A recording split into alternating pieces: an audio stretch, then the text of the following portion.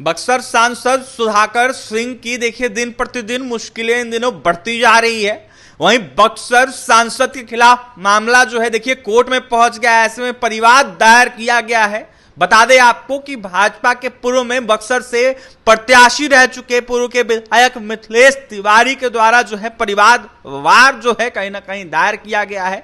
ऐसे में क्या कुछ मामला है वो आपको हम बताने जा रहे हैं। बता दें आपको कि बिहार भाजपा के महामंत्री हैं और लोकसभा चुनाव में बक्सर के संसदीय क्षेत्र से प्रत्याशी रह चुके हैं मिथिलेश तिवारी। उन्होंने पटना की एक अदालत में बक्सर के सांसद सुधाकर सिंह के खिलाफ आधारहीन और जो अस्थायी कथन है वो कहने का आरोप लगाते हुए एक परिवाद पत्र दायर किया है। ऐसे में पटना के मुख्य न्यायिक दंडाधिकारी की अदालत में जो अधिवक्ता राधेश कुमार शर्मा हैं उनके द्वारा दर्ज कराए गए परिवाद पत्र संख्या 13/659 2024 में भाजपा के महामंत्री तिवारी ने कहा है कि बक्सर के सांसद ने गलत बयानी कर मेरे खिलाफ गलत बात कही है जो आपराधिक मानहानि का अपराध है। इंटरव्यू में सुधाकर सिंह ने कहा था कि जिस तरीके से ये बात उन्होंने जिस तरीके से कहीं ना कहीं 29/10/2024 को एक ऑनलाइन चैनल पर एक इंटरव्यू में कही थी, जहां पर उन्होंने बक्सर में मैंने 12 करोड़ रुपए की जमानत कर दी है। ऐसे में इस दौरान उन्होंने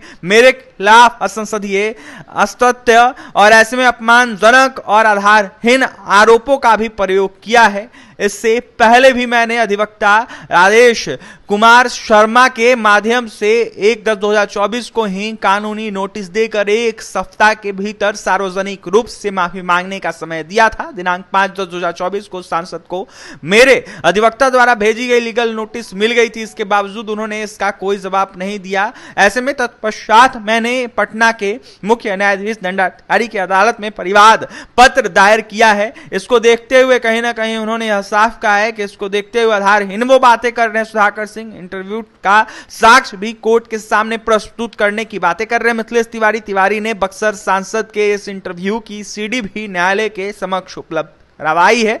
उन्होंने कहा है कि जिस तरीके से इस तरह का झूठा बयान एक सांसद को नहीं देना चाहिए। ऐसे में ये न्यायालय को तय करना है कि किस तरीके से कार्रवाई होती है। इसकी नियत केवल मेरी कहीं ना कहीं देखा जाए तो मानहानि का ही नहीं बल्कि झूठे आरोपों से बक्सर में मेरे परिवार मेरे शुभचिंतकों को भी स्थानीय लोगों की नजरों में गिराने और जांच एजेंसियों की नजरों में झूठे मुकदमों में फंसाने की है। उन्होंने अपने अधिवक्ता के माध्यम से कहा है कि जिस तरीके से दस्तावेजी साक्ष्य सीडी मैंने न्यायालय को उपलब्ध करा दिया है और आशा है कि न्यायालय के द्वारा जो है आरोपों को देखते हुए आरोपी के खिलाफ जो है कहीं ना कहीं आवश्यक दंडात्मक कार्रवाई की जाएगी। आपने सुना किस तरीके से मिथिलेश तिवारी ने मानहानि की बातें की है और इसको देखते हुए उन्होंने परिवाद दायर किया है पटना के कोर्ट में, जहां पर उन्होंने तमाम बातें की है और ऐसे में यह साफ कहा है कि मेरी छवि को धूमिल करने की कोशिश की जा रही है सुधाकर सिंह के द्वारा। इसको देखते हुए